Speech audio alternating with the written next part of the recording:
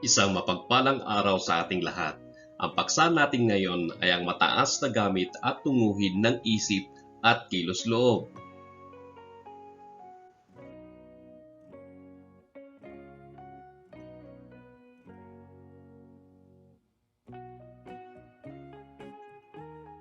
Ang presentasyon ng module na ito ay nilikha bilang pansariling materyal ng mga guro at mag-aaral sa edukasyon ng pagpapakatao, grade 10, at makatulong bilang isa sa mga maraming paraan ng pagkatuto. Ito ay pang-personal na gamit lamang ngunit kinagagalak kong ibahagi para sa karagdagang paglinang at pagpapalakas ng kasalukuyang kaalaman, gawi, kakayahan, kaugalian, impormasyon o kagustuhan.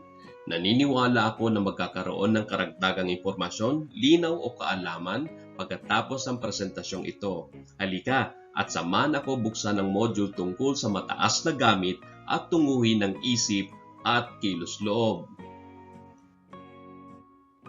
Sa module na ito, inaasang maipapamalas mo ang mga sumusunod na kaalaman, kakayahan at pag-unawa. Natutukoy ang mataas na gamit at tunguhin ng isip at kilos loob.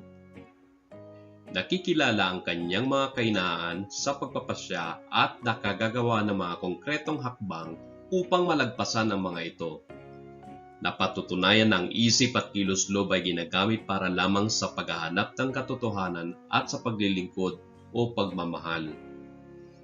Nakagagawa ng mga angkop na kilos upang maipakita ang kakayahang mahanap ang katotohanan, maglingkod at magmahal.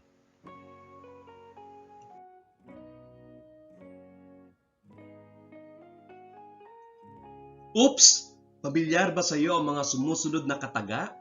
Ikaw ay nilikhang kawangis ng Diyos. Ang tao ay biniyayaan ng isip at kilos loob. Magpakatao. Ikaw ay isang obra maestra ng Diyos.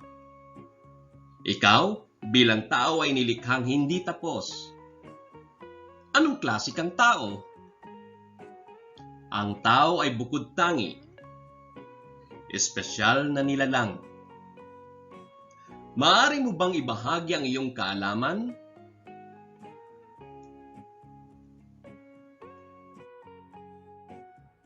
Ikaw ay isang obra maestra ng Diyos sapagkat ikaw ay nilikhang kawangis niya. May epekto ba ang katagang ito sa iyo? Ang katagang ito ay isang pampukaw at isang hamon sa tao sa pangkalatan. Kung nagagawa niyang kumilos ayon sa pagkakalikha sa kanya, ang magpakatao. Kaya mo to. Tayahin ang iyong pag-unawa. Para sa unang bahagi, basahin at unawain ang mga sumusunod na pahayag. Tukuyin kung ang pahayag ay tama o ito ay mali. Umpisa na natin. Ang kakayahan ng isip ay layong makakuha ng buod na karanasan at makabuo ng kataga upang bigyan ito ng kahulugan. Ibigay ang tamang sagot? Tama ba o mali? Ang tamang sagot ay tama. Pangalawa, ang mga halaman, hayop at tao ay tanging pisikal na anyo lamang ang pagkakaiba sapagkat pare-pareho lamang ang mga ito na nilalang ng Diyos. Ibigay ang tamang sagot? Ang tamang sagot ay mali.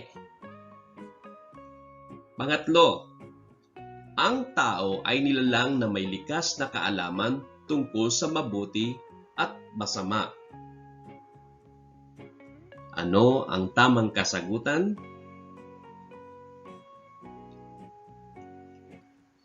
Tama. Pang-apat, ang panloob na pandama ay tumutukoy sa paningin, pandinig, pangamoy, at panlasa. Ibigay ang tamang sagot. Tama ba o mali? Ang tamang sagot ay mali. At panglima, ang huli nating katanungan, ang memorya ay pagkakaroon ng malay sa pandama, nakapagbubuod at nakapag-uunawa. Ibigay ang tamang sagot.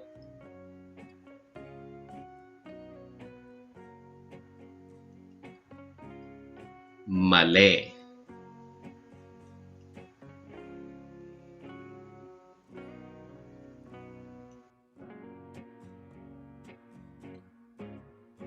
At bago tayo magsimula, ito ang mga dapat maunawaan.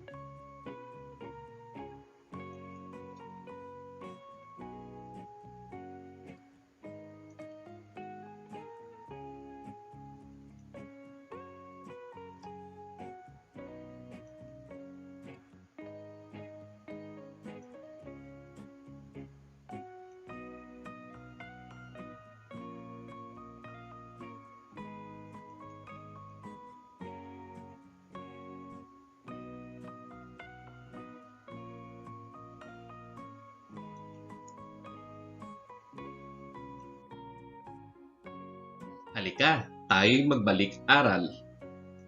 Bagamat sinasabing madaling maging tao, ngunit mahirap magpakatao, hindi sinasabing hindi ito kayang gawin ng tao. Sa baitang ikapito ng edukasyon sa pagpapakatao, naging malinaw sa iyo ang tao ay natatanging nilikhang nabubuhay sa mundo. Ano ba ang nagpapabukod-tangi sa tao sa ibang nilikhang may buhay upang makamit niya ang layunin ng pagkakalikha sa kanya bilang tao? Ang tao, hayop at halaman ay mga nilikhang may buhay sa mundo. Maaari niyo bang ibigay ang kanilang pagkakatulad at pagkakaiba?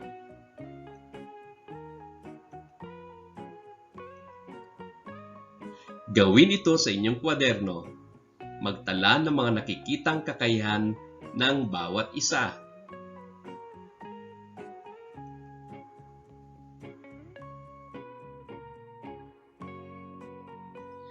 Bilang gabay sa inyong gawain, maaari niyong basahin ang mga ito.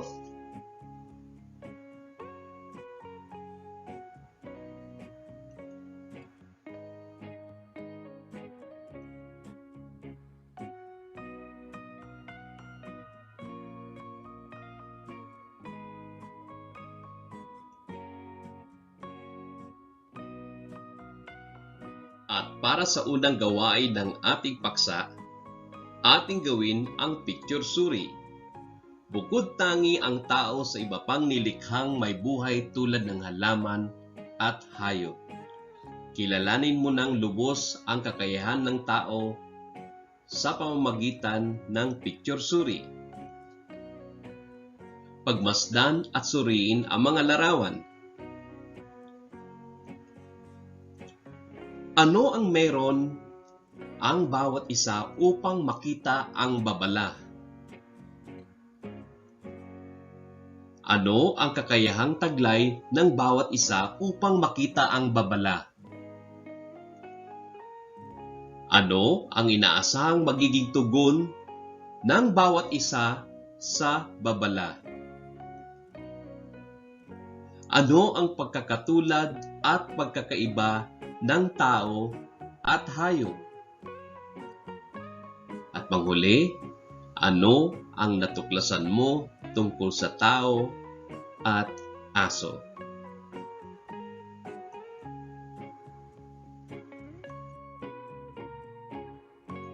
Laging tandaan, ang tao ay nilikha ayon sa wangis ng Diyos, kaya siya ay tinawag na kanyang obra maestra. Ang pagkakalikha ayon sa wangis ng Diyos ay nangangahulugan na ang tao ay may mga katangiang tulad ng katangiang taglay niya. Ang tao ay nilalang na may likas na kaalaman tungkol sa mabuti at sa masama. Ang kanyang konsensya ay indikasyon ng naturang orihinal na katayuang ito. Tandaan, binigyan ng Diyos ang tao ng kakayahang mag-isip, pumili at gumusto.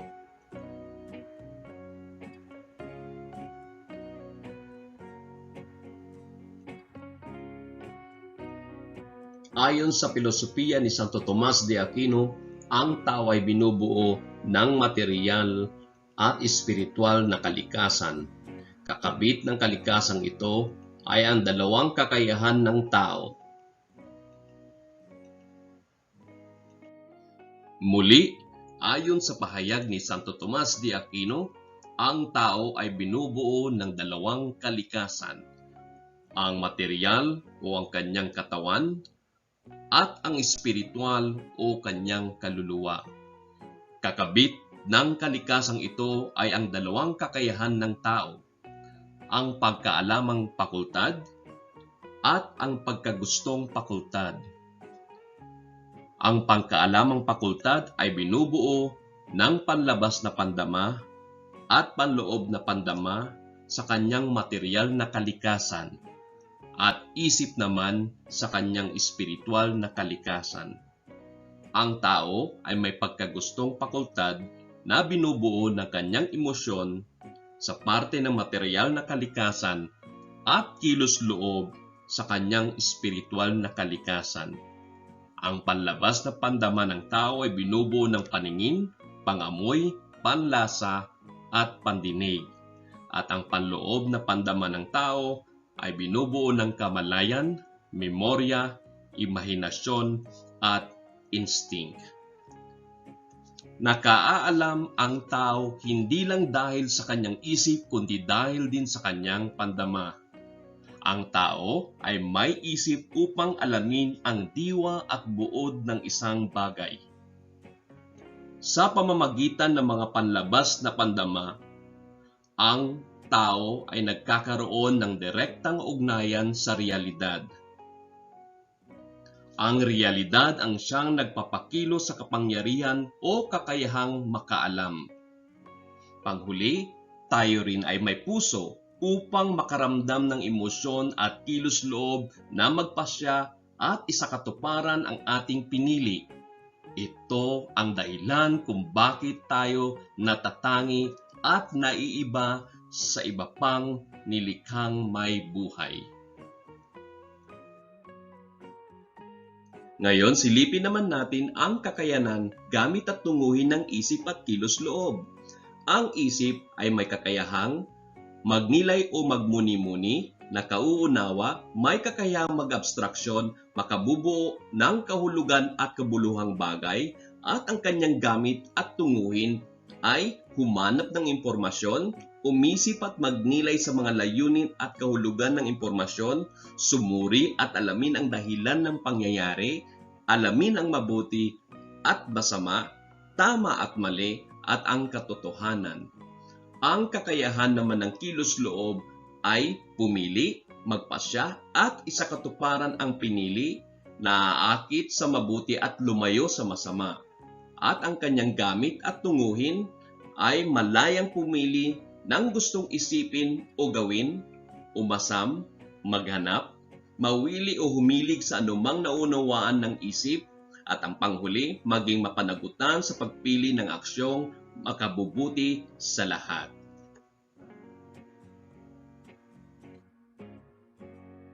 Tandaan, ang tao ay may isip upang alamin ang diwa at buod ng isang bagay. Tayo rin ay may puso upang makaramdam ng emosyon at kilos-loob na magpasya at isakatuparan ang ating pinili. Ito ang dahilan kung bakit tayo natatangi at naiiba sa iba pang nilikhang may buhay. Ayon sa aklat Education of Values ni Esteban, ang isip ng tao ay may spiritual na kakayahan, ang intellect at will. Makikita ang pagkakaiba ng intellect at will ayon sa tunguhin nito. Ang tao ay nagtataglay ng karunungan na wala ang ibang nilalang sa mundo. Ang kanyang karunungan ay bunga ng nahubog na isip at kilos-loob na batay sa katotohanan, sapagkat ang katotohanan ay inaalam sa tulong ng pag-iisip at akmang kilos-loob. Upang mas lubos natin maunawaan ang mundo ng isip at kilos-loob, ang isip ay ang kaalaman o impormasyong nakalap ng pandama ng tao ay pinalalawak at inihahatid sa isip upang magkaroon ito ng mas malalim na kahulugan. Nakukuha niya ang kaalaman o idea sa ugnayan niya sa realidad sa pamamagitan ng mga panlabas na pandama. Ang kilos-loob naman ay umaasa ito sa isip, kaya't mula sa paghuhusga ng isip ay sumusunod ang malayang pagnanais ng kilos-loob. Ang pagdedesisyon sa sarili mo at kung paano mo isasagawa ang mga desisyon na iyong napili. Ang kilos-loob ay umaasa sa isip sapagkat ibinigay lamang ng isip ang mga katwiran bilang isang kakayahan upang ang isang kilos-loob ay maimpluwensyahan. Ang isip at kilos-loob ay biyaya ng Diyos. Ito ay instrumento sa pagganap ng tao sa kanyang misyon, pakipag-ugnayan sa iba, tuklasin ang katotohanan, buuin ang pagkatao, magkaroon ng makabuluhang buhay, lilukin ang kinabukasan. Instrumento ng Diyos upang maglingkod at magmahal ng kapwa. Balikan natin ang lahat na ating nakalap na kaalaman.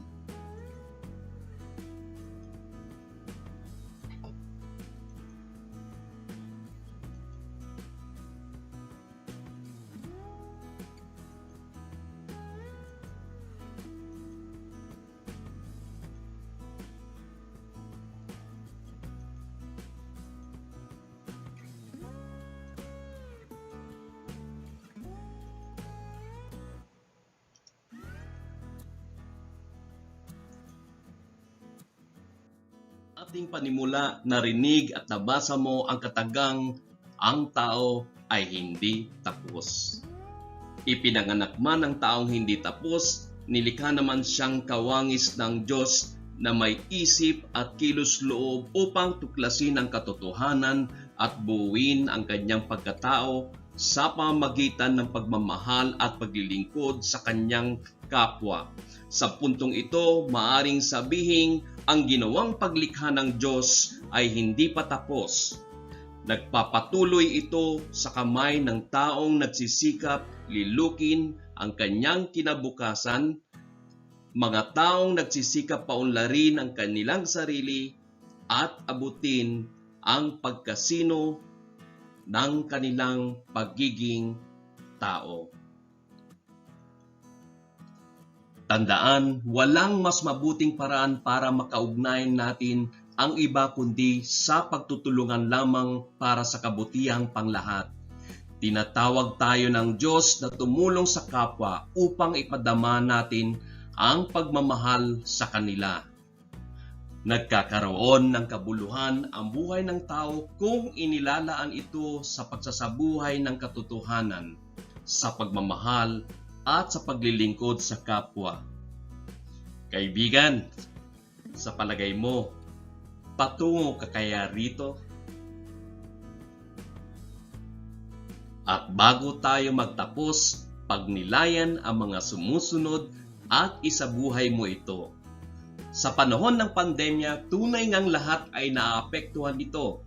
Ngunit hindi dito nagtatapos ang layunin ng tao na magkaroon ng makabuluhang buhay. Kumusta ka na, anak? Nasaan ka ngayon habang ang ating mga frontliners ay lumalaban sa pandemya?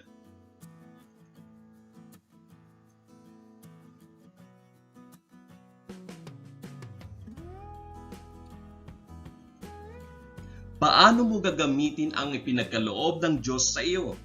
Ang isip at kilos-loob sa pagtuklas ng katotohanan, pagmamahal at paglilingkod habang kasama ang pamilya at kabarangay. Sa anong paraan ka kaya makakatulong upang mabuo mo ang iyong pagkatao habang sumusunod sa health protocols? Paano mo nga ba gagamitin ang kakayahan na itinuturing pangang isang kapangyarihan? Paano dapat gamitin ang isip at kilos-loob ng tao?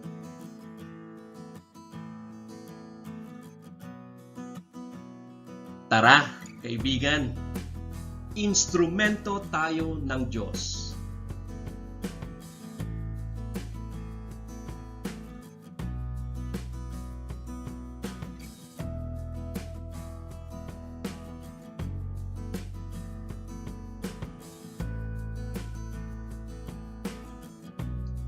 Maraming salamat and God bless you all.